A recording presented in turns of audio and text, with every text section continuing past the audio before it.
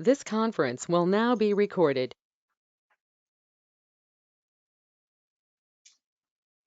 Okay, everyone, it's a couple minutes past 6, so I think we'll just get started with a couple just introductory items and housekeeping items before we dive into the meat of the presentation, and hopefully a few more people will be able to join us this evening.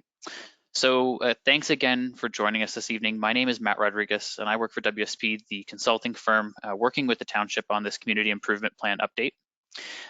This is the first public open house for the CIP update, and we're really excited to have you joining us this evening.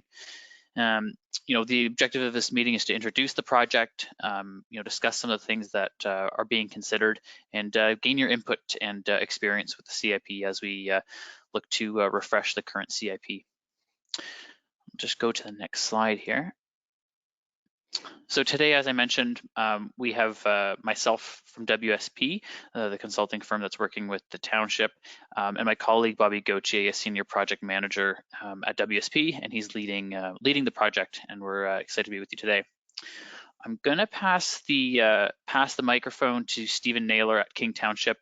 There's a number of King staff joining us this evening, and he's gonna say a few words and get us started. Thanks, Matt. Good evening, everyone, and thank you for joining us this evening to hear the presentation on the Community Improvement Plan. My name's Steve Naylor, and I'm the Director of Growth Management Services. And in the department, we have the divisions of Economic Development and Planning. And as you may or may not know, those are the two lead departments or divisions, that will be working with WSP on the CIP.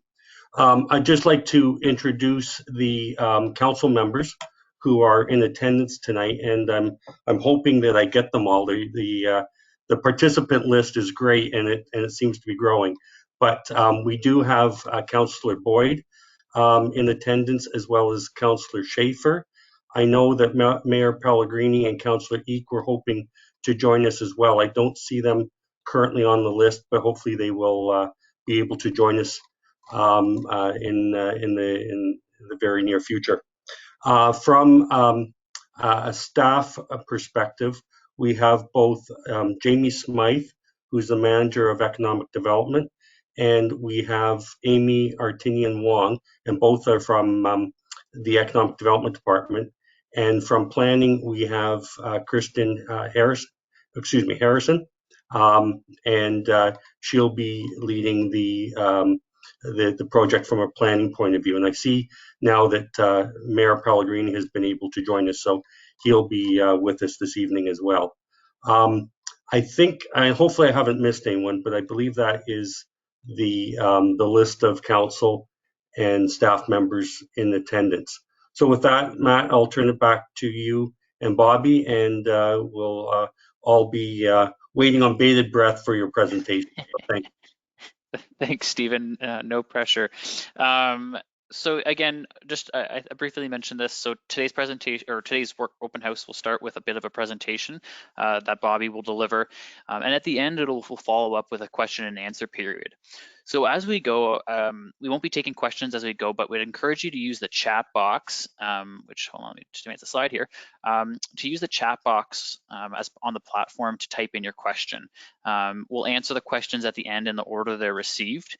And up on the slide right now are just a couple housekeeping items. So just to note that the meeting is being recorded, and we do plan to post it onto the King Township speaking page following the session. Your microphone will be muted until the Q&A period, and we'd ask that you remain muted throughout until the Q&A session. Again, please use the chat function to share any ideas, questions, or thoughts as we go, and they'll be ordered in the or answered in the order that they're received. Pardon me. And when doing so, just make sure that the everyone option is selected to ensure that I can see them and everyone else on the call can see them. So again, just a reminder that due to the evolving public health guidelines around the pandemic and restrictions around gatherings, we are holding this meeting virtually, and we are trying to provide opportunities to join. If you are joining by phone, we will get to you as well.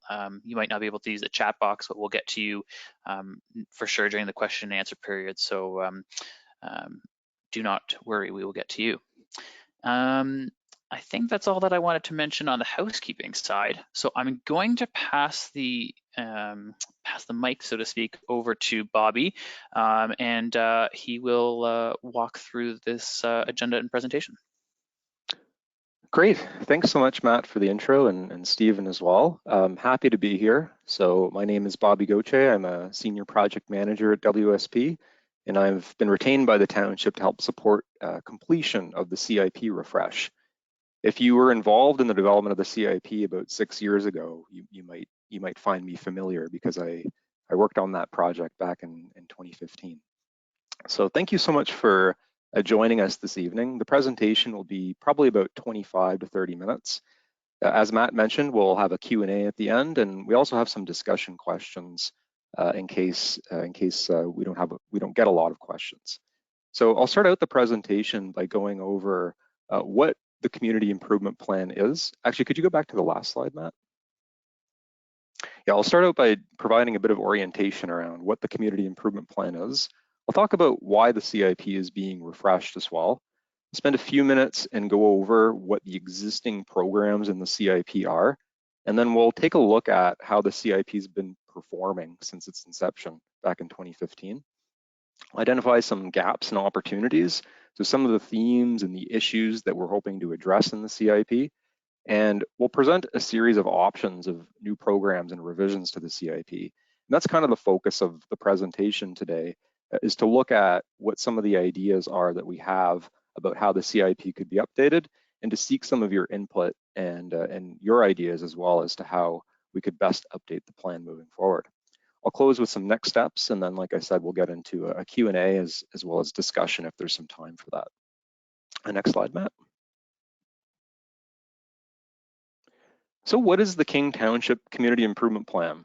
I think first and foremost, it's important to point out that it's an existing plan. It's a plan that was prepared back in 2015, and it's since been approved by council. So the plan's been in force, in effect, and it's being implemented. And it has been for the past 5 or 6 years. Fundamentally, the community improvement plan, I would characterize it as a revitalization tool. It's a tool that the township uses to encourage private property investment. And under a community improvement plan, you usually tie the different incentives to specific revitalization goals. So CIPs are often about promoting economic development, promoting beautification, promoting heritage conservation, and a wide range of other objectives. The core of the CIP is really its financial incentive programs. So with a CIP, the township has this amazing and flexible opportunity to enact and enable grants or loans, if it wishes to private property owners and tenants. And I think usually the best way to describe a CIP is to think about a facade or a signage grant, which so many communities offer. So that's really the core of the CIP, is those financial incentives for private property owners and tenants. Next slide, please. CIPs are really common in Ontario. I would say that there's well over 100. There might be close to 200. The township has a community improvement plan, and I've certainly worked on community improvement plans, right across Ontario. If you're interested, if you're a little bit of a legislative nerd like I am, you might want to check out the enabling law behind CIPs. So the Planning Act is Ontario legislation, and under Section 28, you'll find the requirements for producing CIPs. Basically, there's 3 steps. So under the Planning Act, if the township wants to administer grants and loans to private property owners and tenants, it has to, 1, designate a community improvement project area, which is the area to which the CIP applies. 2, it prepares and adopts the CIP.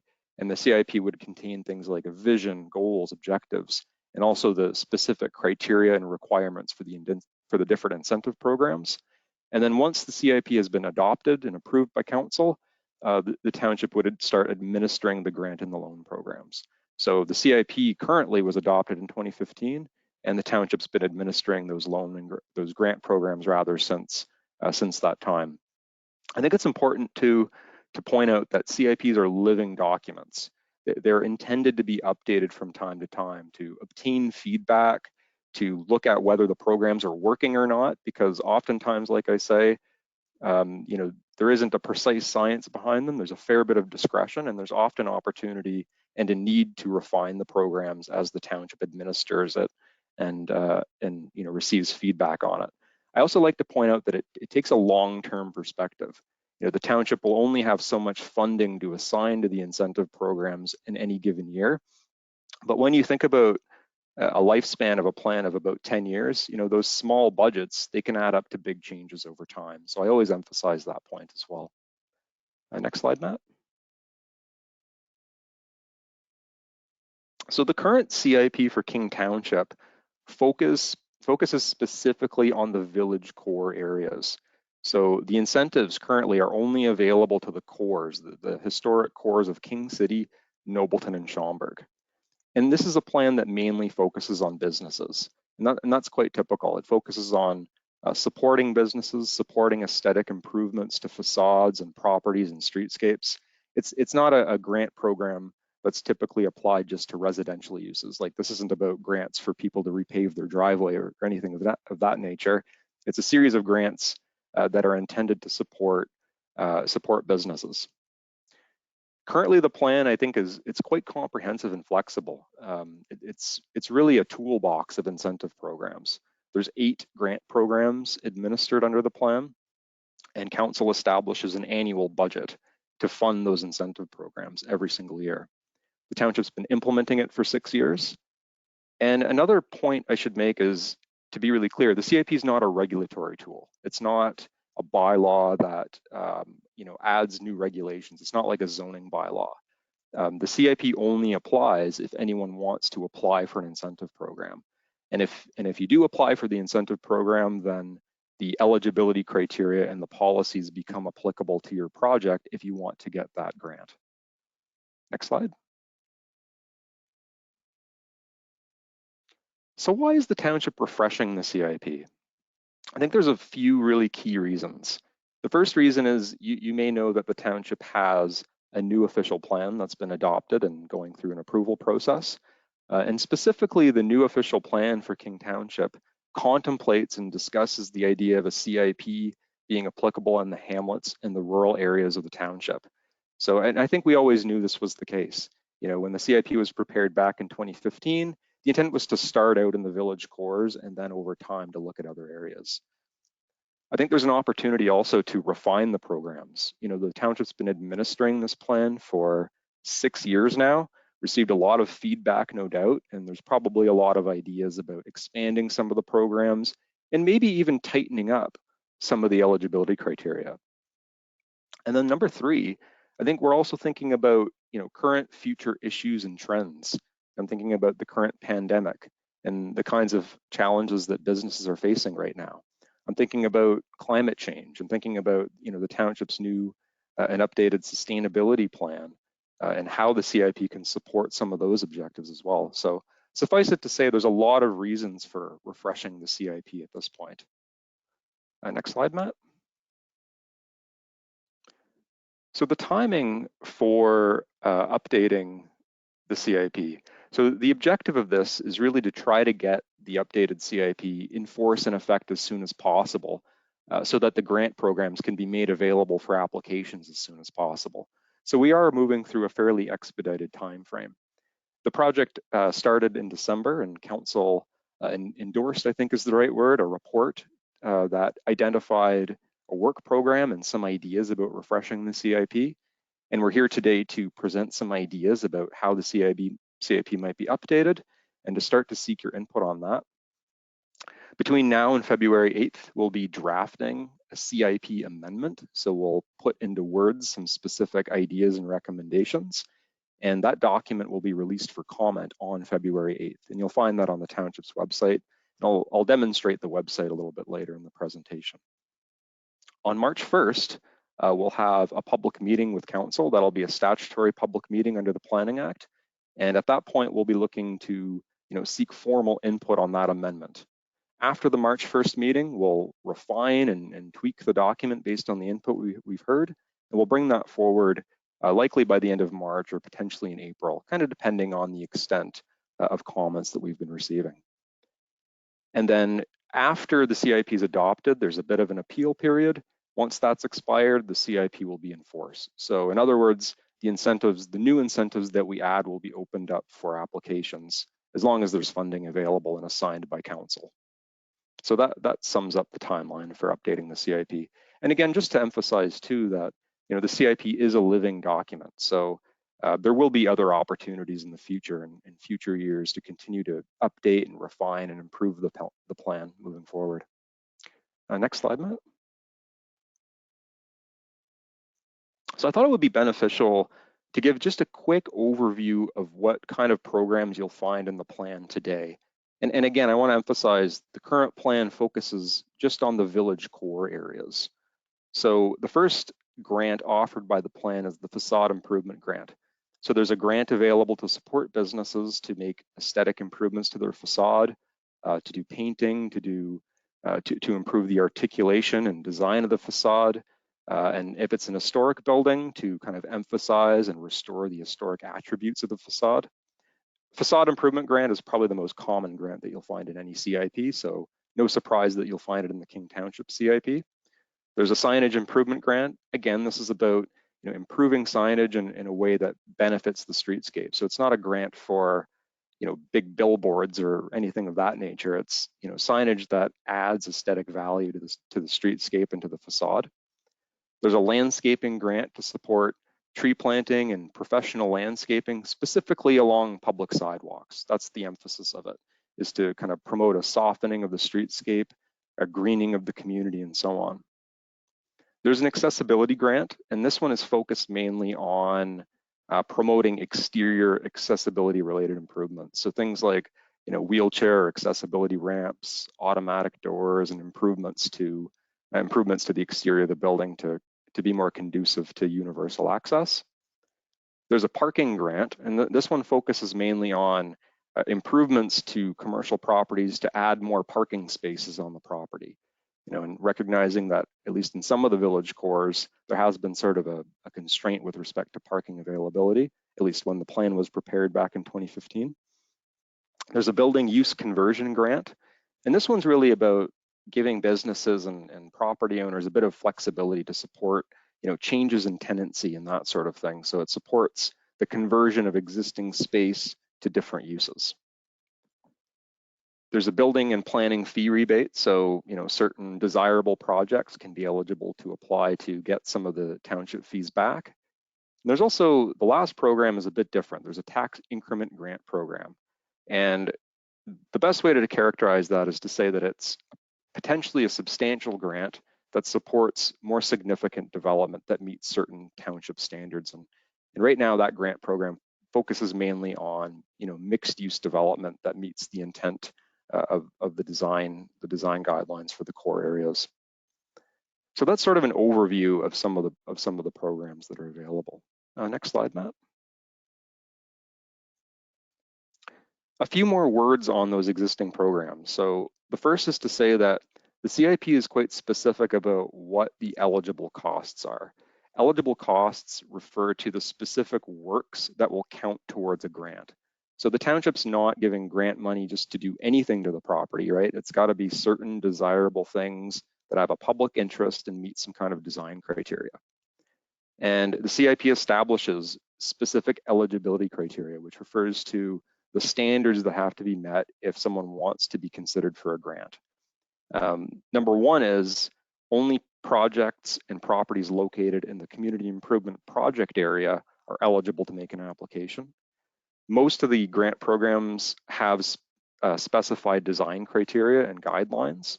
So the township wants to see a pretty high standard of design applied if it's going to be giving some grant money. And of course, meeting the zoning and meeting the official plan. Generally speaking, the township's only going to be entertaining applications that advance the vision for the communities. Grants are also limited to 50% of the project's cost, and there's also a maximum value specified for each grant program. So, the township's not going to pay for the entire project. It's a little bit more of a partnership, right? Certainly the business is the one benefiting the most, so it's a bit of a partnership. The max amount of the grant varies based on the program. So currently it's between $2,500 and $15,000. The tax increment grant can potentially be much higher than that, but it kind of depends on the funding availability and the kind of an application that's received. And for the most part, the grants can be combined. So if you're updating your facade and your signage and your landscaping at the same time, you might be eligible to receive grants from each of those programs. The tax increment grant generally cannot be combined with other programs because it can be quite substantial. Next slide, Matt.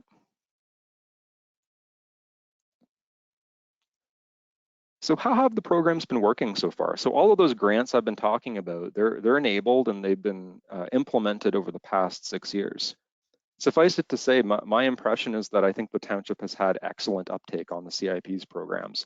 I think the performance of the plan is exceptional. I've worked in a lot of municipalities, and I think it's going really well. So between 2015 and 2020, the township's committed just over $250,000 in grants, benefiting a total of 34 businesses. And I think this point kind of speaks also to sort of taking that long-term perspective on CIPs. The township might only be able to budget, $30,000 to $50,000 a year or something like that. That doesn't sound like much, but you can see over time that adds up, right? A couple of one common question I often get going through a CIP process is, why should the township spend tax dollars, to support these businesses, to support the implementation of the plan? And I think there's a couple of points to be made about that. The first is that it does help to leverage private investment. At a minimum, because the grants are going to be a maximum of 50% of the cost, at a minimum, every dollar of grant is going to yield at least $1 of private investment. But usually it's much higher than that. Like in my experience, I think it's typically more like a 1-to-4 ratio at the end of the day. And as an example, the township saw a ratio of for every dollar of grants, they saw $13.50 of private sector investment between 2018 and 2020.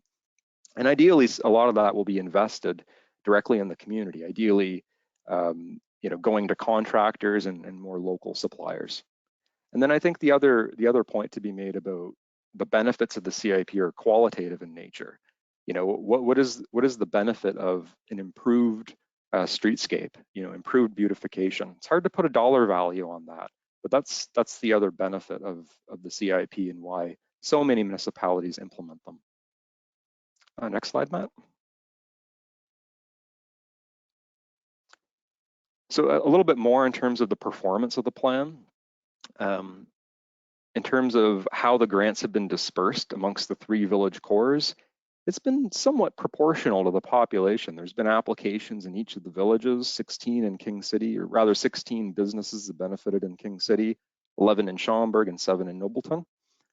In terms of which programs are the most popular, no doubt the facade and the signage grant are the most popular, and I think that's quite typical.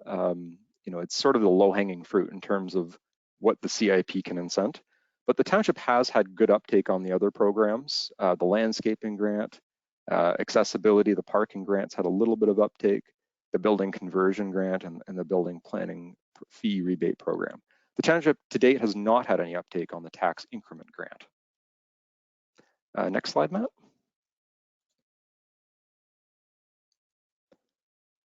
So thus far in the presentation, I've been strictly talking about the current CIP. So now I want to shift over and spend the next 10 minutes or so and talk about some of the things that we might do to expand on the CIP as it exists today. And I think there's 3 themes of opportunities and gaps. So the first one is we're looking at expanding the CIP to the rural and agricultural areas. So what kind of incentives can be offered in that context? Secondly, we're looking at expanding programs to commercial businesses in the hamlets. So I'm thinking about, places like Kettleby. Are there businesses in the hamlets that might benefit from these programs? And then finally, and probably the biggest topic, is looking at recent trends, thinking about the new official plan, looking for feedback on the current CIP. What other types of projects should be covered by the CIP? What other areas of the township should be covered by the CIP? And how does the CIP support the implementation of that official plan? There's quite a bit there to take in. Next slide, Matt. So diving a little bit into the grants for businesses in agricultural areas, we're thinking about introducing a program that relates specifically to certain kinds of on-farm diversified uses in agriculture-related businesses. So things like, farmers markets, produce stands to support the viability of farm operations, maybe small-scale cafes or value add or value retaining facilities.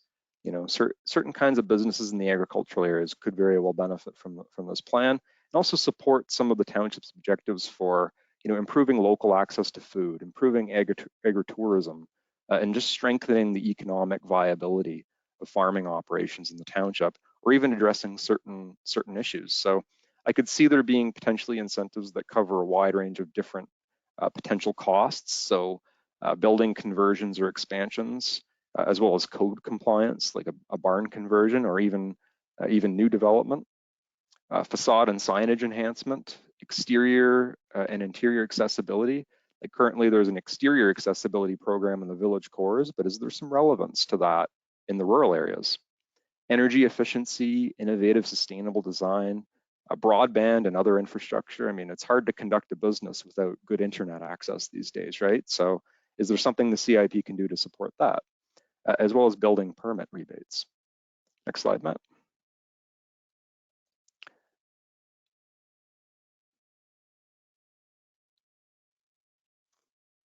So if we're thinking about incentives in the agricultural and the rural area, we also have to be thinking about eligibility. So if the township does offer grants in these areas, we need to be asking some questions like, what types of businesses or uses should specifically be eligible, right? We can't have a blanket program that incents absolutely anything. It's got to be incenting things that contribute towards the township's objectives for the rural areas.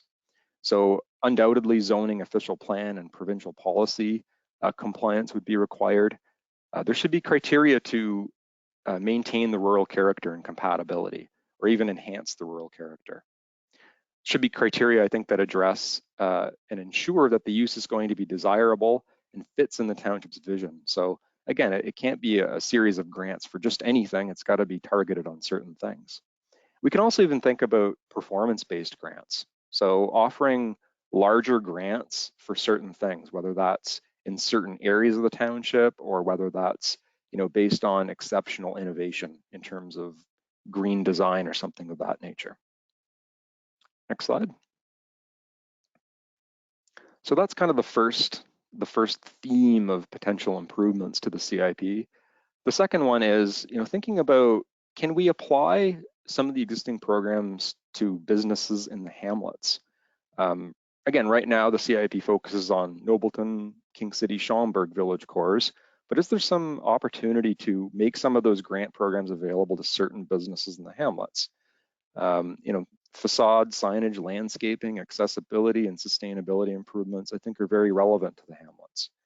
But we also have to be thinking about eligibility again. What kind of criteria does the township need to apply in order to entertain a grant application? Number one is maintaining hamlet character and compatibility, right? And also complying with the official plan and the zoning bylaw. The official plan has a vision for the hamlets. They're mainly intended to be, principally residential in nature, but certain complementary commercial uses like the bakery and kettle bee, I think are desirable uses that support the plan's intent. So, are these the kinds of businesses that the CIP should focus on? Next slide, please.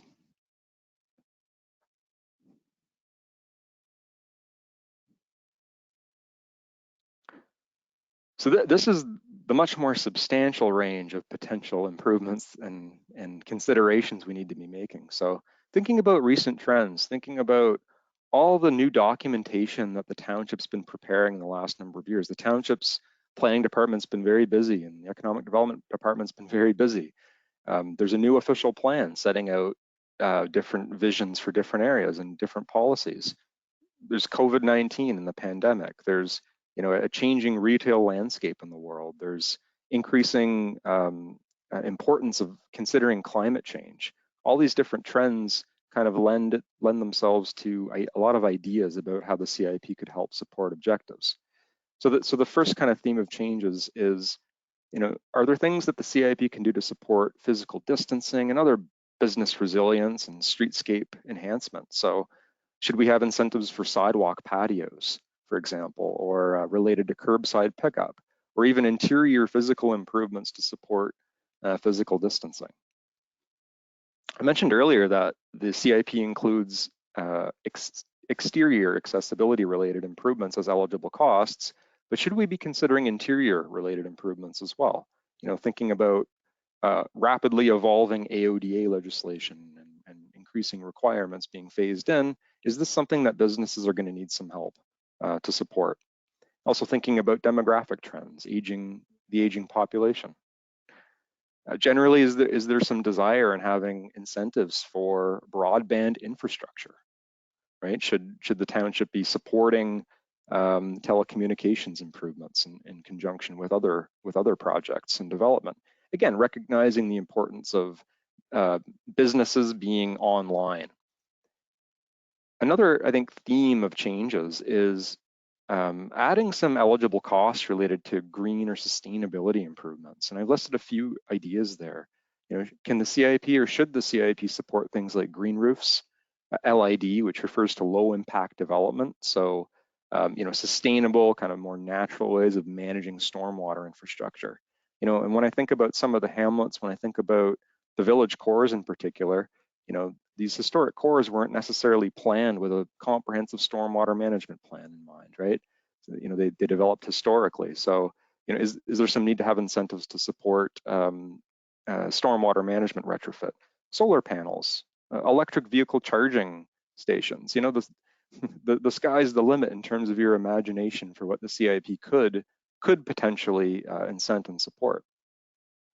Another theme of improvements, I think, relates to heritage properties. So the current CIP does have some provision for historic buildings, but we could be thinking about this a lot more broadly, not just throughout the township, but more broadly in terms of the types of heritage properties that could be eligible. I think, overall, there would be sort of an objective of encouraging the designation of historic buildings under the Ontario Heritage Act and promoting physical improvements to those buildings. Heritage resources are a limited resource, right? Like when a heritage building is gone, it's gone forever. So it's always helpful to support the retention of them with incentives. We also have to be thinking about the alignment with the Ontario Heritage Act, because under that act, there are other tools the township can use to promote heritage building conservation. So we have to be thinking about what's the role of the CIP in that regard specifically. There could also be opportunity for the CIP to support industrial businesses and bringing jobs, bringing employment into King Township, and moving more towards the township's vision of having more complete communities where people can live and work in the same place. Generally speaking, in my experience with CIPs, you don't just see blanket incentives for business parks per se under a CIP, but usually they're tied to some sort of another planning objective, like you might have criteria related to achieving some sort of sustainability standard. So not just about attracting certain businesses, but also ensuring that those businesses are contributing to some other objectives, or maybe it's an urban design expectation.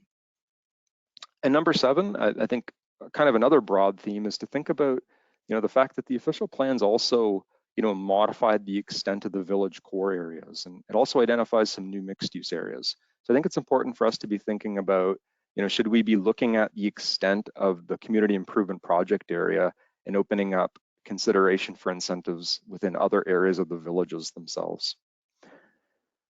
So that kind of summarizes a whole bunch of different potential ideas and improvements. I wanted to emphasize too, just on these slides, that the purpose of today's open house is to kind of plant some seeds and some ideas about improvements that could be made to the CIP. We're very much amenable to hearing some input on these programs and seeing some of your ideas come forward. Next slide, Matt.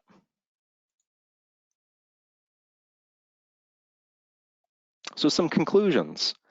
Overall, I would say the CIP has been performing very well since its inception back in 2015. There's been really good uptake on the programs, seems to be yielding good benefits. But I do think that there are a wide range of opportunities to expand on existing programs. And I've kind of gone over that on the previous few slides. You know, thinking about agriculture-related on-farm businesses, thinking about the hamlet businesses, and also, you know, broadly looking at the official plan and all these other trends and how the CIP can support some of those objectives. The monitoring and refinement of the CIP will continue, and the township's been doing a great job of administering the plan, keeping track of the incentives and the performance of the plan. And I think that's just going to continue. That's a normal part of the plan. But like I said earlier, the plan's a living document. It could be amended basically at any time without a really intense process. It doesn't take too much to make some tweaks if that's necessary.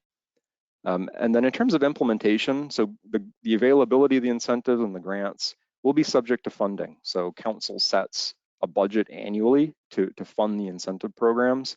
I do think they've received a bit of funding from York Region as well related to COVID, and maybe in the future, York Region will be more interested in supporting the plan financially because upper tier municipalities do have that authority to participate in lower tier CIPs. So that's something to think about moving forward as well.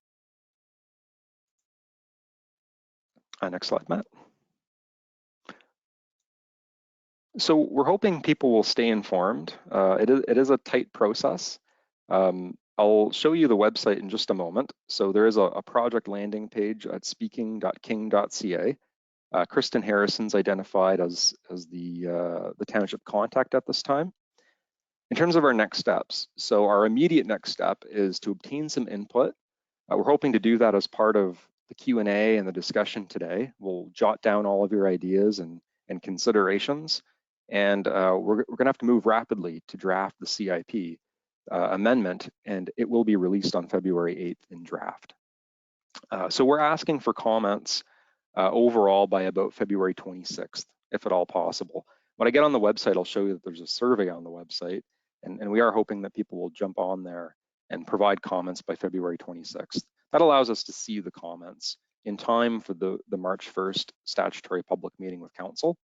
And then after the statutory public meeting, we'll tweak and refine the plan and bring it forward for council adoption in late March or April. Come on. Well, you're getting if you could go on mute, please. Okay. So we'll bring that forward for council adoption late March, early April. And the intent is to have the programs in effect and available by April or May, just in time for construction season, I hope, certainly. There is, I should note, an appeal period after adoption of the CIP. So that's a potential risk, but in my experience, you don't see a lot of CIP appeals because, you know, if it hasn't been clear from the presentation, the CIP is a very constructive and a very positive plan. So it's not a regulatory plan. It's a plan that's about incenting change and incenting positive improvement. So Matt, if you wouldn't mind making me a presenter, I will attempt to share my screen, and I'd just like to take just 2 minutes and just show people the website. You should have presenter control. Yep.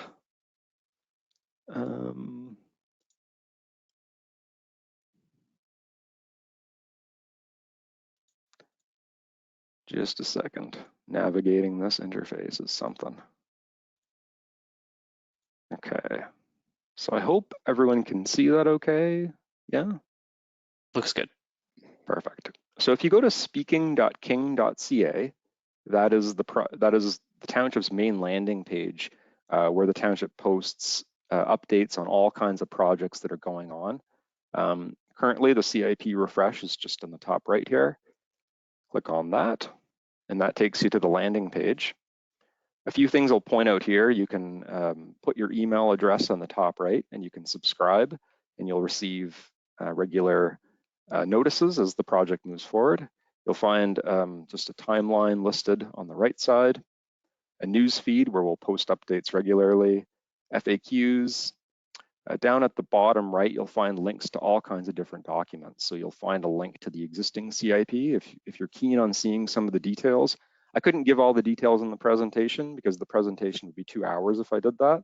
So if you're keen on seeing some of the details, have a look at that. The project area and the bylaw are there as well. And then sort of in the middle of the page, there's a whole bunch of opportunities to kind of post things. So there's a Q&A. So if you post a question there, myself, Kristen, and team will have a look at that and can respond. You can post some ideas, which is kind of a cool way of people just posting little points. And then there's also the survey in the other tab, and you just click on the link and you don't have to log in. You can just hop in there and complete the survey and offer your thoughts that way. So lots of opportunities and options to get involved. So I will stop sharing. If you wouldn't mind putting the presentation back on, Matt. Yes, one moment. All right, my screen should be back up now. Yep. I'm gonna go to the next slide. Yep. So I think with that, Matt, I'll turn it back to you for control, and we can walk through the questions, and happy to take comments as well. Thanks for listening. Yeah, thanks, Bobby, and thanks for that presentation, and thanks to everyone who was able to submit a question or comment as we went. We received a few to kick us off, so we'll jump right into those. As I said, feel free to type it in as we go, and I'll just read it out and pass it off to someone to respond to. And if they have any questions or follow-up, they might ask you just to clarify or provide a little bit more information on your question or comment. We are, just in the interest of time, we are trying to keep everyone to 3 minutes for those questions and comments, but we'll certainly come back around to the group once you've made it through a first pass, if the time permits. And again, just make sure it's that everyone option on the chat box to ensure it gets to me and to the rest of the group. All right, so we'll leave it on this slide, and then I'm gonna head over to the chat box now. So we had a comment and question from Councillor Boyd.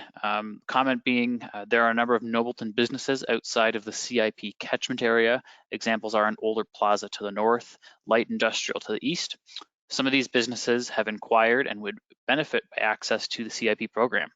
And then the question being, should the boundaries be expanding? Bobby? Yeah, absolutely. Thanks for the comment and question, Councillor Boyd. That's absolutely on our radar.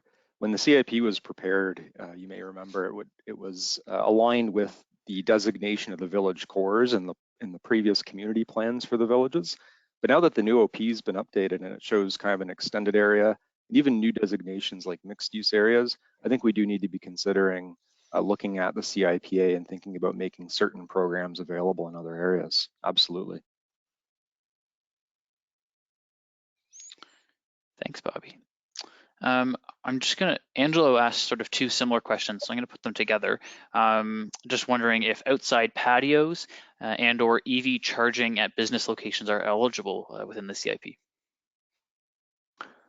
Yeah, thanks, Angelo, for the questions. With respect to outside patios, like with respect to a restaurant, I don't think that they are eligible under the current CIP, but I think that's something that's on our radar in terms of updating.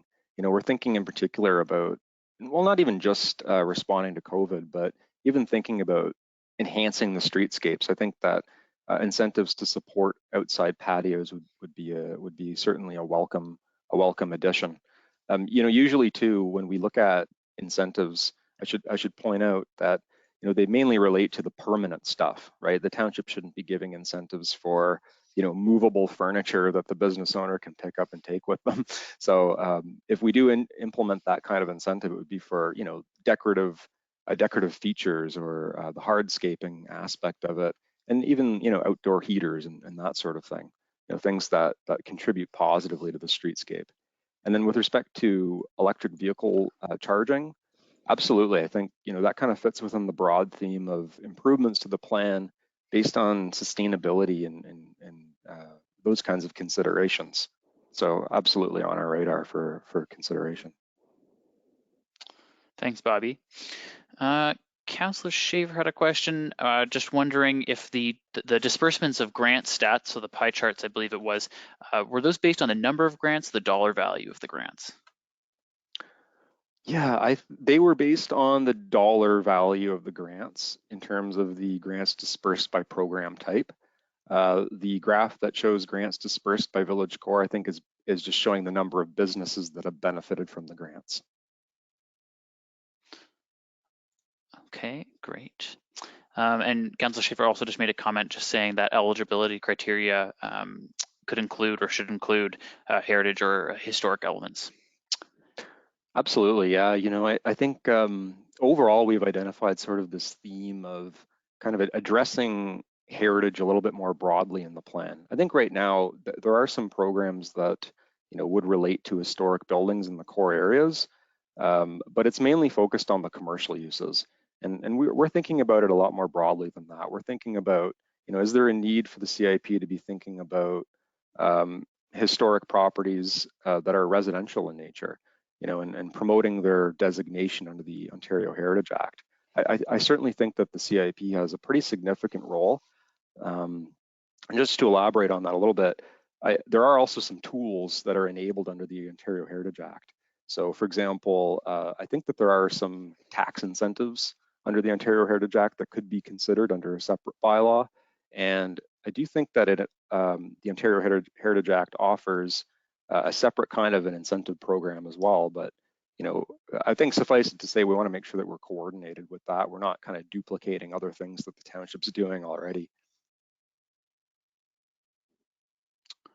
Thanks, Bobby. And a comment question from Jasmine.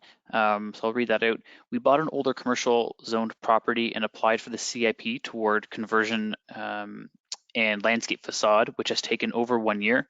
The current process hinders a business's progress to start operating because the CIP requires owners to wait until the application is approved.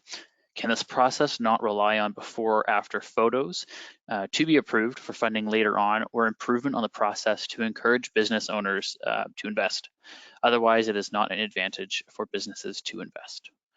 Bobby and perhaps township staff, maybe. Yeah, I'll start out with that, and maybe Jamie would want to chime in on that one as well.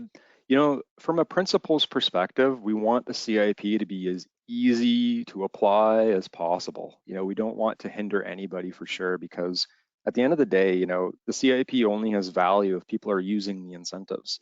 It kind of sits on a shelf if nobody's actually using the program. So I really appreciate that feedback, because, you know, this is certainly the opportunity to make some refinements and tweaks to make things work a little bit better. From my own perspective, it is kind of a best practice to not approve a grant if construction's already started. But I definitely, I think I see your point though. I think that there is certainly opportunity to add a bit more flexibility into the process. So for example, if the incentive, you know, the incentive could be approved conditionally as well. So at the end of the day, if the incentive is approved and construction starts, you know, if for some reason the design changes down the road and the project becomes no longer eligible for the grant, you know, I don't think that the CIP process should hold anything up on the applicant. I think that we want to be as flexible as possible. So with that, I don't know, Jamie, if you wanted to chime in on that. Yes, I will. Thanks, Bobby. And can everyone hear me okay? Yeah. Hey, okay. Okay, so yes, thanks for the opportunity. And yes, great question. In terms of, you know, adding anything that will make it more flexible and more nimble, that is definitely our goal to achieve that. And I think in terms of trying to align the CIP grant application with ensuring that from a zoning and permitted use, that's all in alignment, and it's kind of a one-stop shop type of concierge process. We're all game for trying to make those improvements, and a good example is the sign permit application. So what we've done is we've tried to get any applicants to submit those at the same time, and we will kind of stick handle the sign permit application through our bylaw department, or our bylaw division. So that's a good example. And as far as, you know, the opportunity to make further improvements and refinements, definitely we will be looking at that in terms of how we can kind of fast track and expedite any type of planning and building requirements through the CIP process. So streamlining the process as well as making that alignment is definitely something we want to move forward with. Thanks, Jamie. Okay, the next question, or actually, Molly, you had something you wanted to say, perhaps? You can feel free to unmute yourself and ask your question. Hi, can you hear me okay? Okay. Perfect. So my name is Molly Robbins. I've been a resident of King for, I guess, 11 years and previously in Aurora. Last summer, I reached out to Amy and asked her if there was any farmers markets in the area, which sort of put a light bulb moment in my head that I really wanted to create something unique of my own. I'm a nutritionist, so I wanted something sort of healthy and fresh and local in the area, which led me and my mom to purchasing 13054 Keel. So at that time, it was not part of the village core. Now it is through the new official plan, and we're in the process of rezoning with our meeting on March 1st. With that being said, I've been studying like the official plan, the community improvement plans, and talking to everyone in the town offices that will listen.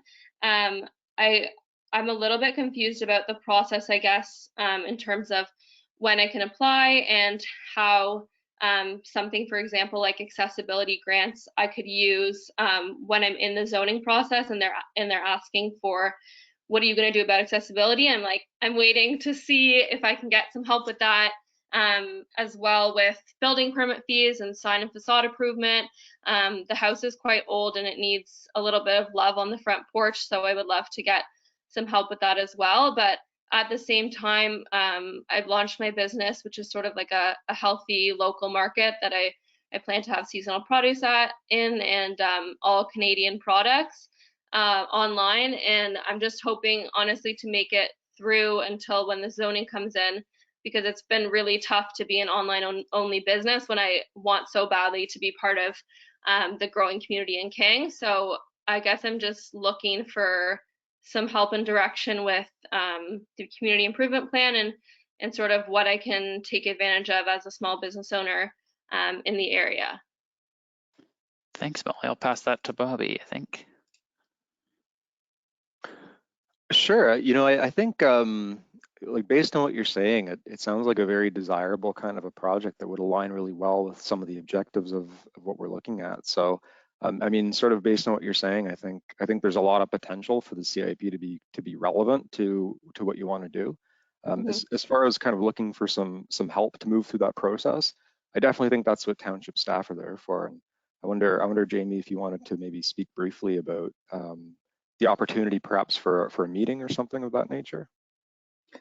Yeah, thanks, Bobby. And again, I think it's not unlike Jasmine's inquiry. I think we definitely have need for improvement in terms of how we facilitate through the various processes and divisions and departments, especially when it's a conversion of an existing residential property to a commercial or mixed use.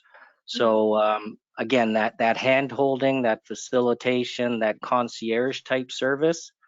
If Amy and I could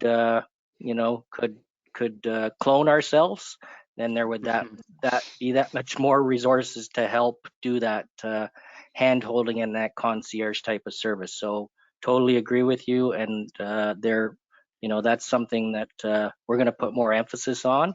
And I think the synergy between our department now, the growth management services, because we now have planning, building, bylaw, and economic development under the growth management services department.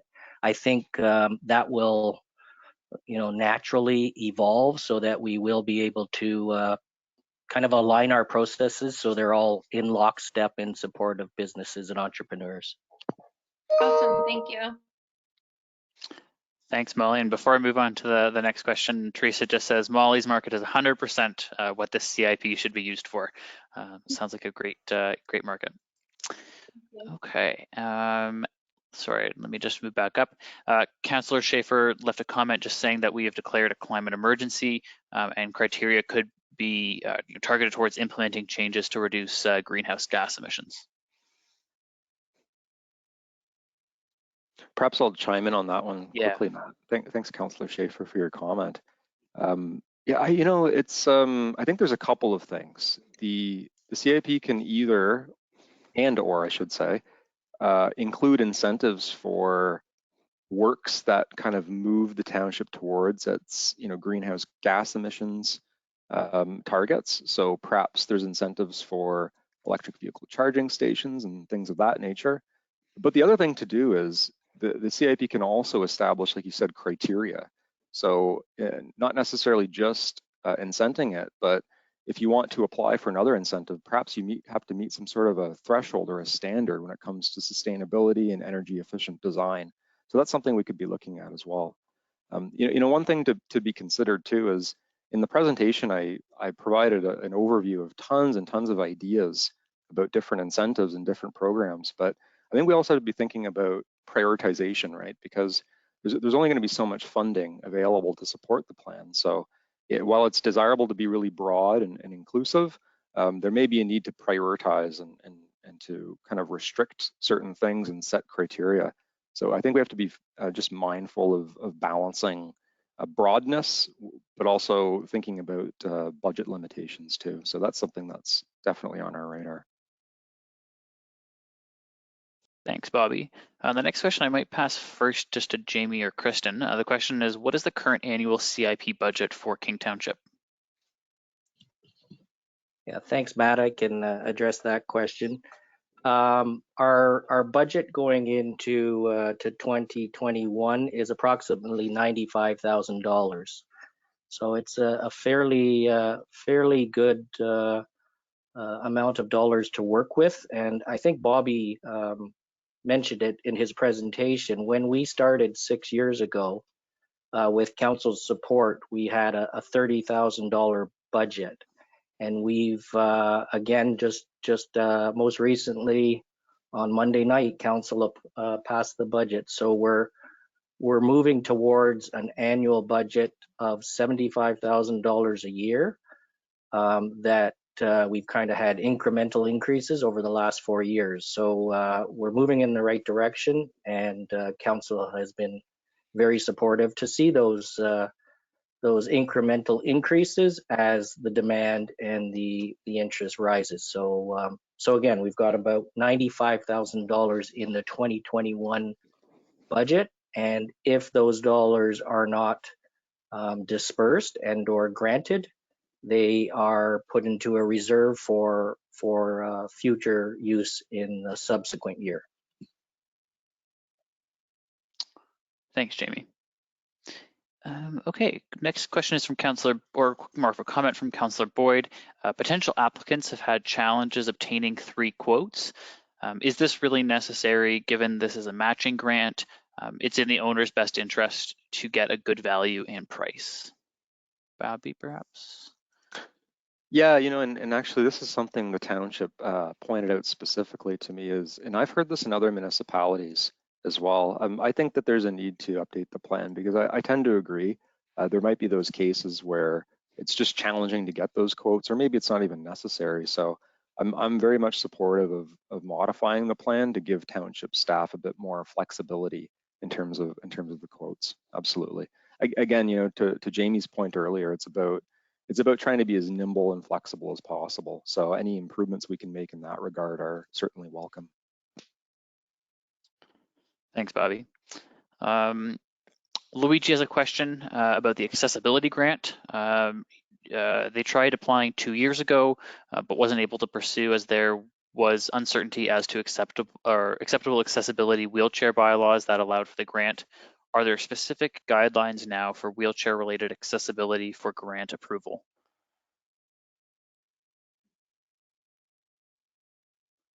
Matt, I can try and address that question if you like. Sure. So the good news is we think so. There is a fund that the federal government has out called the Enabling Accessibility Fund, and they have actually most recently provided some kind of estimate costing for what accessibility ramps should cost and accessibility doors, as well as some drawings and some guidelines for for putting those accessibility ramps and accessible doors in place. So definitely something that we want to incorporate in our in the support we provide to applicants going forward, and we will. And Luigi, we can share that with you as well as any others, because again, this has come up with a couple of our interested businesses and applicants, because the reality is the building code, the Ontario Building Code, is not quite in lockstep with the AODA accessibility compliance, but we're seeing some progress in that direction, that it's more strict guidelines and criteria are coming out to help businesses and property owners adopt and address accessibility. Great, thanks, Jamie. And just noting your sort of point of clarification in the chat box regarding the question and discussion about quotes. You just clarified that the current CIP only requires 2 quotes. Okay, we made it through that comment. Angelo just left a comment suggesting that maybe we need to, I think there might be a word missing there, but maybe need to outline or state who approves the application and the timeline to do so. Bobby, did you want to comment on that at all, or? Yeah, certainly. So the CIP provides a little bit of a framework to give the township some guidance on how to go through the application process. But we're certainly amenable to having a look at that and seeing if there's any refinements. You know, we don't want the CIP to be too prescriptive about what the timeline is. We want to give staff a bit of flexibility. If they need to kind of adjust the process that they go through, we want to make sure that we're, you know, trying to be as flexible as possible as well. But yeah, certainly we'll have a look at that. Great, thanks, Bobby. And I think this might be our last question in right now, but if you have any more questions, feel free to pop them in. So Chantal says their question relates to interior wheelchair access. Is there a timeline in which the interior accessibility funds may be accessible by? That is, as a public healthcare provider, it would be very helpful to clients. And then just noted, a presenter mentioned perhaps interior accessibility would be beneficial to be added. Who would I ask? Bobby, perhaps I'll pass that to you to start. And Chantal, if we need some clarification, I might go to you.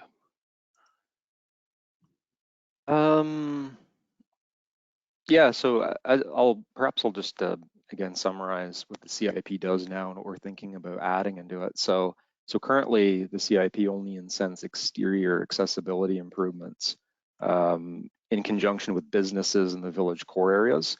So we're thinking about broadening that and considering even interior improvements. So especially when we think about, you know, older buildings, which can be quite inaccessible, frankly. They're designed under a different code and under a different age, right? And so I think, you know, businesses, as they have to adapt to changing legislation or guidance, you know, they could maybe use some support on some of those improvements. So yeah, that's definitely on our radar pretty broadly.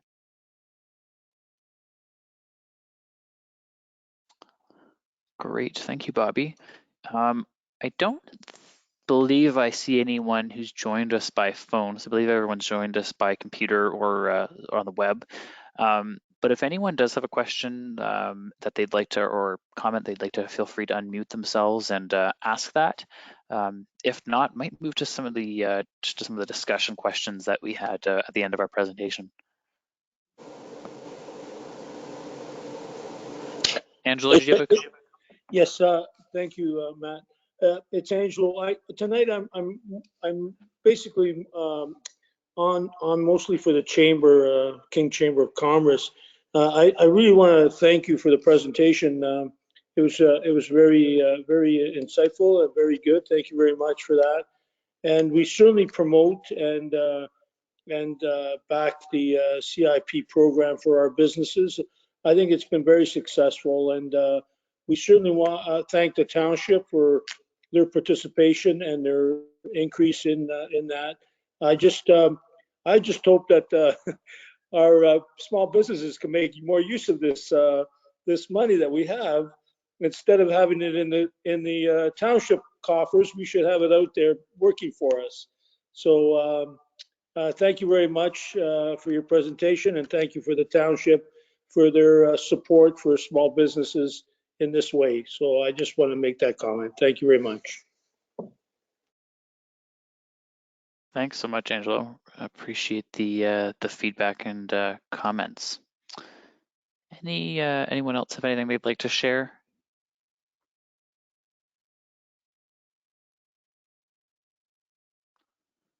Okay. I think I might move to the discussion questions unless anyone else has something to share. Oh, hold on, we got a chat come in. And yeah, thanks, Jasmine. Thank you for thanks for joining and thanks for sharing your comments. Anyone like to chime in before I move to the discussion questions? I think Councillor Schaefer may want to chime in. Yes, it's Councillor Schaefer. I just wanted to say that I'm very pleased that we're looking at expanding this into the hamlets, into the agriculture. Once I became aware of how powerful a CIP is, I certainly was seeing where there were businesses that certainly would be candidates for it. And so I think this is great that we're looking at this. That's all. Thanks, Councillor Schaefer. Appreciate your comments and for joining us this evening. Okay, I'm going to go over to the discussion questions. It certainly doesn't preclude further comments in the chat box. Let me just go over there. So kind of building on Councillor Schaefer's comment around the agricultural piece, one of the first questions that we wanted to pose to the group is what types of agricultural businesses might benefit from the grants in the CIP? So again, feel free to type that in the chat box or unmute yourself. And then similarly, what businesses in the hamlets might benefit from the grants? So leave those two with the group. And in the meantime, Chantal asked, a certain zone was discussed as being added potentially to the program, that is hamlets and agricultural. Would there be a map available so future investment can be made? Bobby, I'll pass that to you perhaps. Yeah, so currently the CIP is limited just to those village core areas, which are actually out of step with the official plan. The official plan has a broader vision, a slightly broader vision for some of the core areas. So on February 8th, our intent is to release a new map that will show the new areas within which the CIP is proposed to apply. So on February 8th, you can expect to see a little bit more detail about the kinds of different geographies and areas of the township that we're thinking about applying incentives. Thanks, Bobby. And Councillor Eek left a comment on one of the first discussion questions saying that any farm gate sales operations should be some of the agricultural businesses that might benefit from the grants, such as farmers markets and on-farm diversified uses. And that's definitely within the scope for this project. Any other, and then just I guess to walk through the rest of the questions, just in case they perk any ideas up in, are there other types of projects that should be considered that are not addressed by an existing program? And what kinds of expectations or eligibility criteria should the township require before approving a grant? So lots to consider there. Lucy asked a question, have we used 100% of allotted CIP budgets in past years? If not, did we carry those dollars forward? And I'll pass that perhaps to Jamie. Thanks, Matt. Yeah, Lucy, in regards to your question, we have carried over from year to year. For example, in 2019, it was a fairly slow year, so that would have accrued over into 2020. So we had more dollars to work with in 2020. And that breakdown actually is available through the report that went to council on December 14th as a part of the report. So if you wanted more detail about what businesses were incented, what properties, and what categories, that's available through that report that's available on Speaking.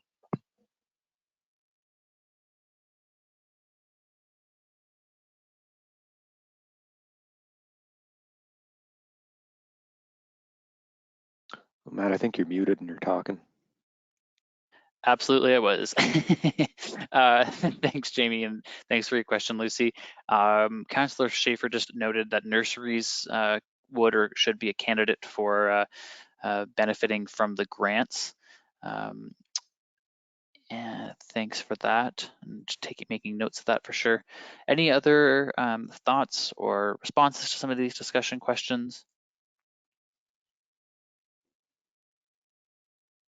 I think Councillor Boyd has his hand. Yeah, hand up, waving. So, oh, sorry, I do have a question. No worries. So, my question revolves around closing, right? We've got a number of businesses that entertain the process. They ask questions about the process, and there's a number of reasons why a business owner may not continue on with the process. Maybe it's a dollars thing, but sometimes it's a resources thing, it's a timing thing, it's effort.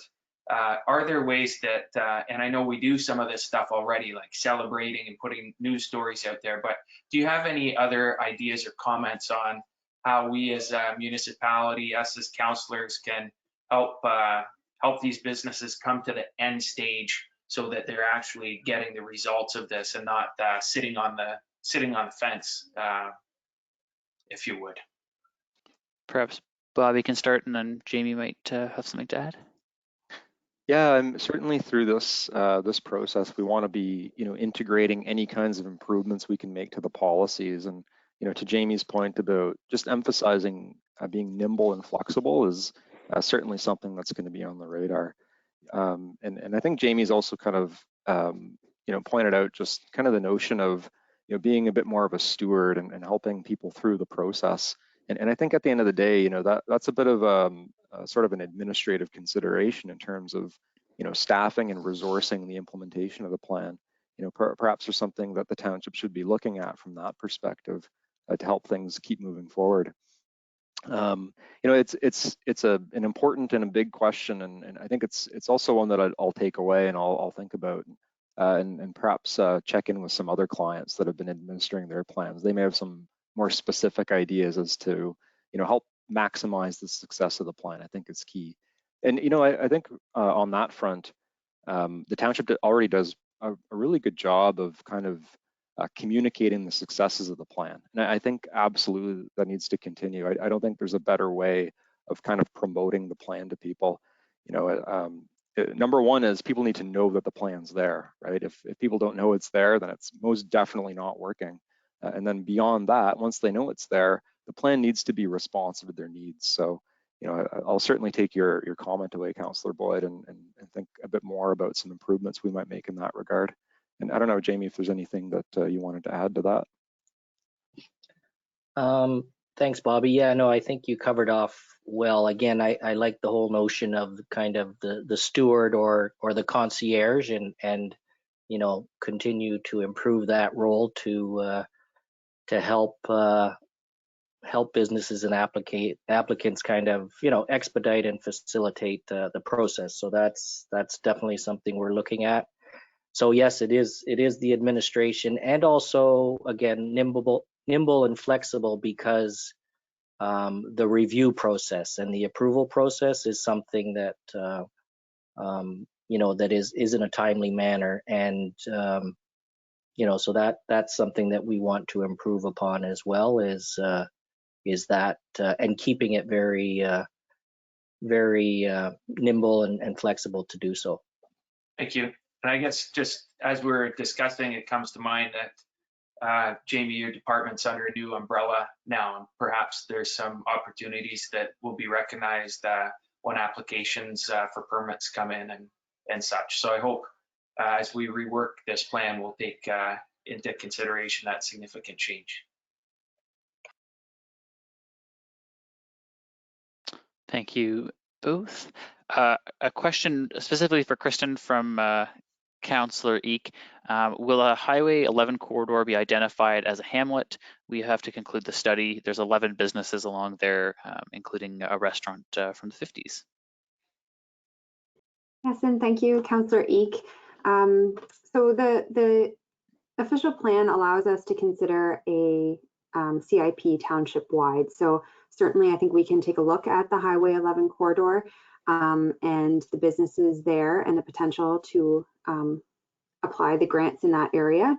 And I think we'll have to take a look at the types of businesses and the permitted uses permitted in the official plan, as well as the zoning bylaw, which we're currently reviewing.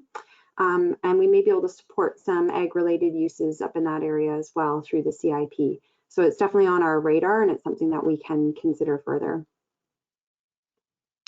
A big thumbs up. Thanks, Council League.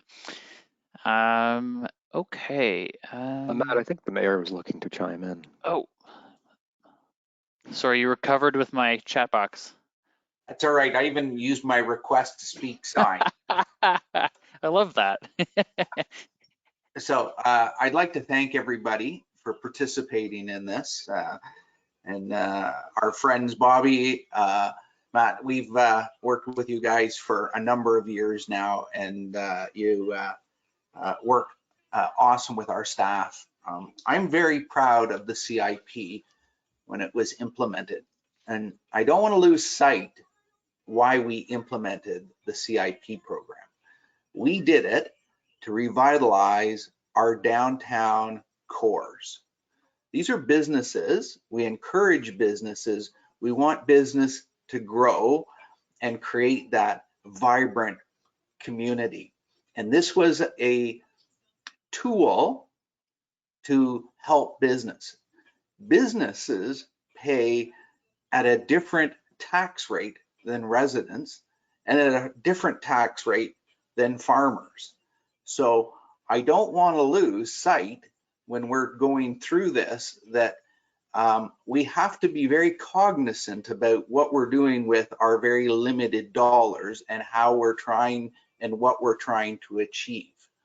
So I don't know if there's going to be ranking or scoring if we broaden the scope. I'm not opposed to broadening the scope, but I want to do it very cautiously and for a reason. Like when we implemented this, it was to rejuvenate the cores. If we're doing, and I'm not picking on a farmer, but a farmer, one farmer, what is that, like what is the benefit to the greater good of King? So somehow we're going to have to balance this. Avia spoke about Highway 11, and to be honest, we haven't focused enough up there. They're part of King. We need to do better there, and we need to help those businesses. There's some businesses that have been there forever, and then there's some turnover that's been happening, and maybe if we can assist them, we can get more anchors there as well. So again, it's all about the focus and where we're going, but I think this is awesome, and I appreciate everybody's involvement in making this a better. Thank you. No, and thank you for joining, and thanks for joining all the open houses that I've been a part of. Councillor Eek, did you want to respond perhaps? Yeah, I do. No, farm operations, sir, do not need it. I mean, there's government grants. I put it in the chat box. There's government funds available for farm operations, and there's lots of different partnering with LSRCA. So as far as I'm concerned, like a farm operation with acreage, commercial growers do not need to have access to this CIP. But I'm thinking like smaller, like little market, like that lady Molly, something like that. Like that's not a farm, but it is food related and it is promoting local food. Farm operations, no. Highway 11, yeah. And then see, once we get the study done, then we can start taxing them differently, and then that'll be better. So yeah, I hear you, and I'm on the same page. Awesome, thanks, Councillor Eek. I'm just gonna move my chat box around to see if there's anyone else with their hand up. I'm not seeing it. Councillor Schaefer just left a comment before, just noting that they like the idea of CIP grants being available to residential, but we need to be careful. A house on a street with little traffic far from the core will likely not give much value to the community unless it is a highly significant structure, which would be a go-to for tourists. Thanks, Councillor Schaefer. Okay. Any other comments or raised hands? Matt, if I can chime in response to some of the recent comments, Yeah. I agree completely with the need to prioritize different programs. If we broaden it too much, it'll kind of dilute the benefits of the CIP. That was always one of the principles behind the CIP, is you got to kind of concentrate those benefits so you can actually see what the CIP is doing. I think one of the things that we have to do in developing the improvements to the plan is assessing, doing a bit of a fiscal impact assessment. We need to figure out, based on how we're looking at broadening the programs, what are the kinds of grants and money that the township is likely to see applications for? Because I think we need to make sure that the extent of the programs and the value of the incentives is proportional to the budget that council is setting every year, for sure. Thanks, Bobby. Molly, go ahead if you have that question. Yeah, I just had a question in regards to like timelines and quotes. So if the new community improvement plan is going to perhaps state that you don't need several quotes, or that you can sort of begin a project before applying with pictures before and after, or anything like that, should I still be waiting for that new plan to come into effect before I start any of my like accessibility or facade improvement or signage? Jamie or Bobby, do you want to perhaps start with that one? How about I help? Because I'll be a little more frank. So I've met Molly, and she's got an awesome location and business proposal. You're caught right now, unfortunately, in the middle of our official plan has not been adopted, so you're not in the core area, and we haven't finished this study. So you're kind of in, unfortunately, the limbo land, and we need to take your application, and we can't approve it because we haven't expanded the core to include you as of yet. Like, it hasn't been, our official plan has been appealed, so we can't get that. And this process takes time. So I know you want to get going tomorrow, but we're in a bit of a struggle right now. I was notified that that the official plan for sort of my concern has been accepted, and that everything's moved forward like a couple months ago. So that's news to me. So King Township approved our official plan, and York Region also adopted our official plan. There are 12 appeals against our official plan. Okay. And until those 12 appeals are dealt with, our official plan, quote, is not official. Mm-hmm. So Mr. Naylor, our chief planner and director, he could maybe help. But this is where, make your applications, do your stuff, get the preliminary work done first, and hopefully we can get it in time. But no, right now, you can't go ahead and do anything because of that little bit of limbo. Mm-hmm. Okay, thank you. And I just I've participated in a couple other public meetings in the past few months, and I know there was some situations where some people were like not excused, but sort of they asked the meeting if they could be allowed to sort of stray from whatever the rules were at the time in that specific instance. Is that applicable or not at all right now? So, Stephen, did you want to weigh in? Maybe? It looks like he's gonna, Yeah, thank you. I'm afraid I'm not aware of the specific circumstances that you're talking about. Maybe what we should do is have a conversation offline. I believe you're working with Ms. Dreyer on your application, so maybe we could circle back tomorrow and have a discussion, because I'm not sure exactly what you're referring to, but we can talk further about it tomorrow. Okay, thank you. Yeah, to be honest, I'm 24. I've never seen a lot of these words or anything to do with planning before last July, so it's all new to me, and I'm just trying to navigate it the best I can. So I appreciate all of your help. Thanks, Molly. It does sound like you've gone through a bit of a crash course. Okay, awesome.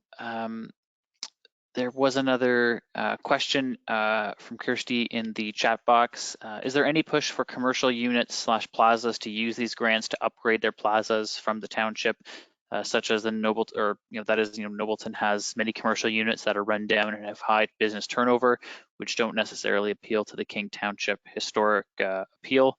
At this time, are the processes and timelines a deterrent to the funding? Bobby, do you want to maybe take that one? Sure, yeah, I certainly think that the revitalization of those kinds of properties is absolutely on the radar for the CIP refresh. And I think some of the plazas in Nobleton may already be eligible to make an application if they're in the current community improvement project area, but we are looking to expand that a little bit, just to Councillor Boyd's comment earlier. So certainly that's going to be available. In terms of the kinds of grants and incentives that could be available, it kind of ranges, right? So right now there's a series of grants related to aesthetic improvements to the property. It might be landscaping, it might be a facade and signage improvements, and I think there have been some improvements to plazas in that regard. And there's also, like I said in the presentation, the tax increment grant, which could be a program that can support more significant development, which is more in line with the vision that the township has for the future. So it's kind of up to the township to consider an application, based on where it sees the property going in the future. So in terms of the second part of the question, at this time, are the processes and timeline a deterrent to the funding?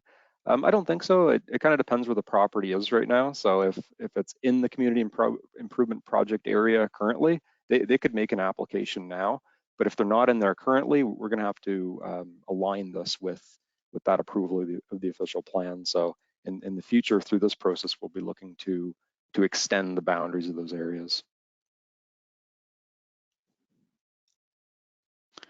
And thanks, Kirsty, as well. Okay, no other comments in the chat box on my end. Yeah, if anyone has a comment, feel free to raise your hand on the screen. I promise I'm looking, and or feel free to unmute yourself.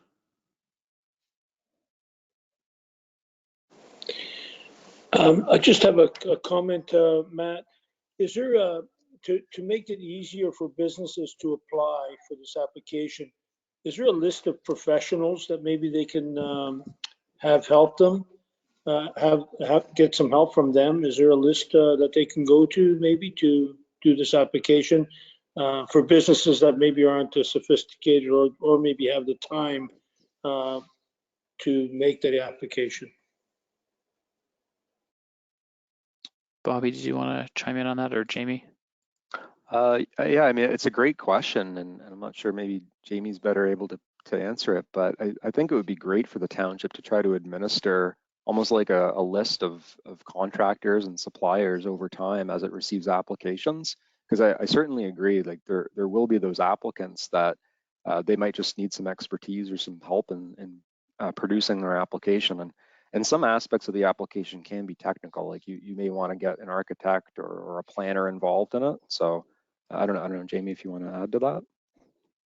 Yeah, thanks, Bobby. And yeah, great question, Angelo. And we have in the past provided kind of a we wouldn't call it a pre-qualified list of vendors and specialists, but what we've been doing is kind of adding and modifying that list as we go. So again, it is important because it helps to kind of expedite and streamline the process if the contractors and professionals and specialists are aware of the program, as well as aware of the requirements and eligibility and all that. So it is something that we should we want to continue to improve on and provide that list. And a good example is the accessibility ramp. So if there was someone that had a good track record in terms of delivering for a business applicant, then by all means we would recommend that contractor to other applicants that are interested in pursuing a grant. So definitely we will continue to do that and improve that list. And one of the things we did talk about as an example is just kind of an orientation session to any of our local contractors or contractors in general about the CIP program. So they're familiar with the requirements of a CIP program and how they can, help expedite applicants through the process along with township staff. Thanks, Jamie, and thanks, Angelo. Just in case, we're certainly not wrapping up, but if anyone does need to leave, we are just in the Q&A, and do feel free to visit the speaking page if you do need to follow up, or as I said, a recording of the session will be posted online afterwards, so you can catch up there. Any other questions or comments?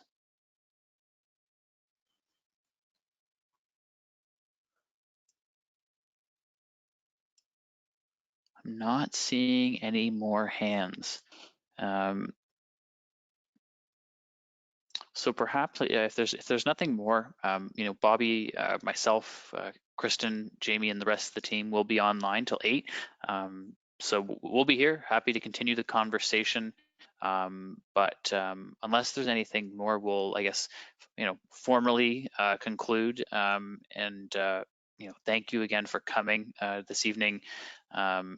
We really appreciate taking time out of your evening, and I'd normally say get home safe, but I can see everyone's safely at home, which is great, and not far from being home.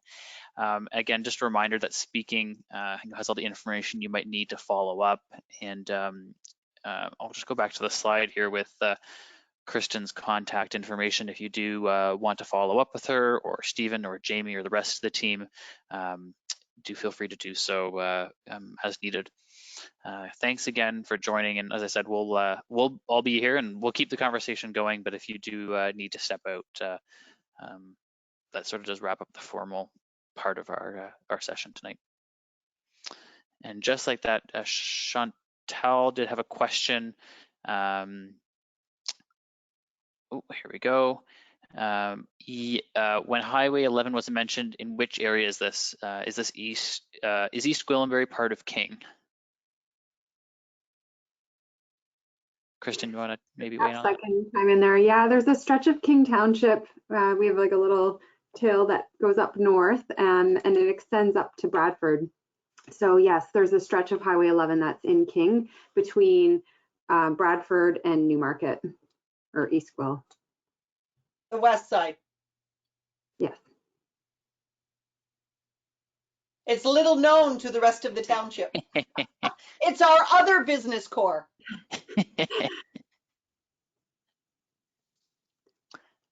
Good night, everyone. I'm gonna go grab dinner, and I have to run into the office to sign some stuff. So, good night. Good night, Mayor Pellegrini. Okay, Lucy had a quick question. Have we sent info sheets to the businesses in the village cores? Jamie, do you want to perhaps weigh in on that?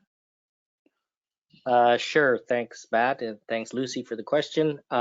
Yes, we have. I think we've done a series of mail outs over the 6 years. We do a mail out, if that's what kind of a 4-page quick reference guide to the CIP areas that are eligible, and we'll continue to do that. And once we get our new program in place, we will definitely do another round of improve those, quick reference guides, make adjustments to them based on the outcome of this, and also continue to market and promote the program through mailouts and through online and whatever other means we we can to push the program out. So good question, and yes, we have done it, and we'll continue to do that direct mail out to businesses and property owners.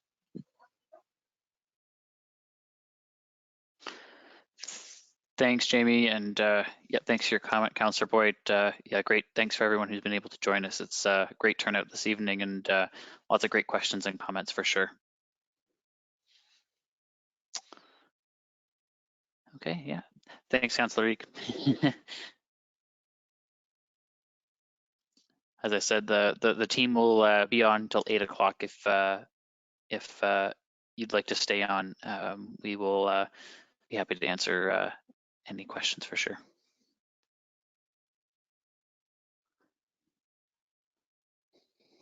Lucy just left a comment saying they're shocked that we have money left over with all of our businesses.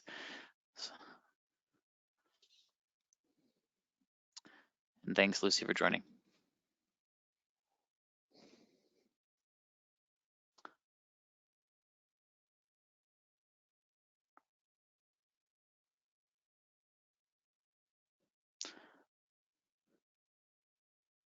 Thanks, everyone, for joining.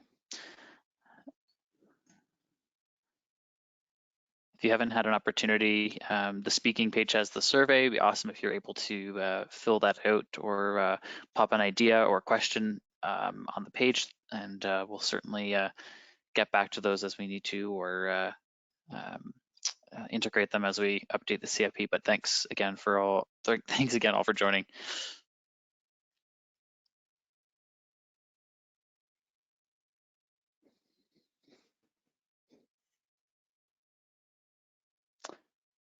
Deborah has a quick question. Would the stretch on Dufferin from Davis North be eligible? Also, what officially is that area called, as it's not Kettleby or Answersvelt or any other hamlet name as far as I know?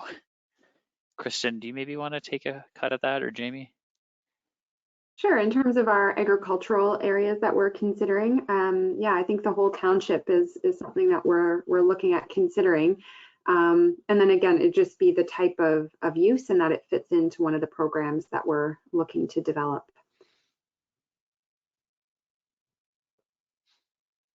Great, thanks, Kristen, and thanks, Deborah, for your question.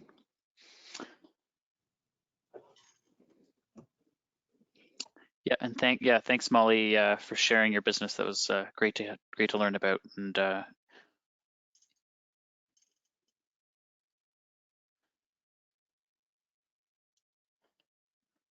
thanks for sharing. Yeah, and Jamie just left a comment just saying would love to be referred to some professionals for building code and accessibility. So perhaps there could be a follow-up there. I'm seeing a nod from Jamie, so. Thanks so much. Have a great night. Great, you too. Thanks, Molly.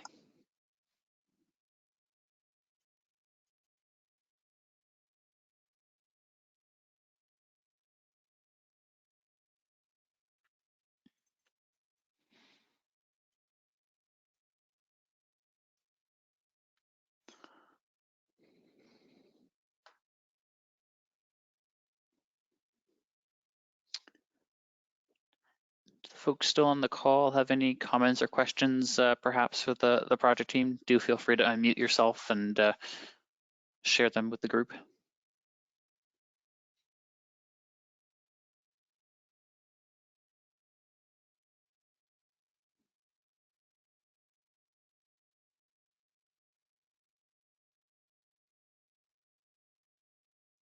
Hi there, Mark Waldron talking here. Hi, Mark. I'm just wondering if we came in a little bit late, but will there be a recording of this meeting available on the King City website? You bet. We've recorded the session, and within the next week or so, we'll get that posted up on the speaking page if you have that link. I'll have to look for it. But yeah, okay. Thank you very much. Okay, thanks, Mark. Oh, that's what this link here is, speakingking.ca. Yep, speaking.king.ca. You got it. And you'll see the community improvement plan button there, and you'll just click that project, and the information will be there. But we just need some time to process the video before we get it up. Okay, great. Thank you very much. Yep, thanks, Mark.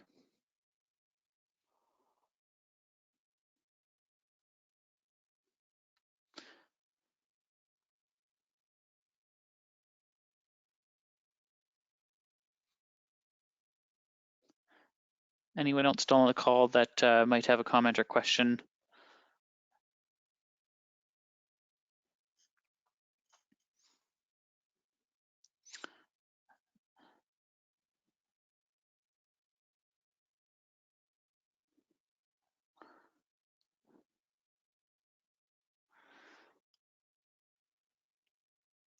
As I said, we'll be here till 8 o'clock, but the open houses, we've sort of formally concluded the formal part of the open house. So again, thanks for joining us this evening. Do appreciate that.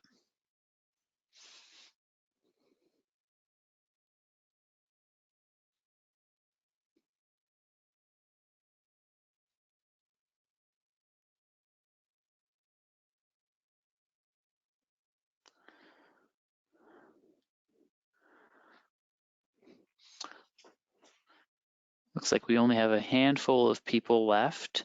Feel free to unmute yourself and if you'd like to weigh in on anything.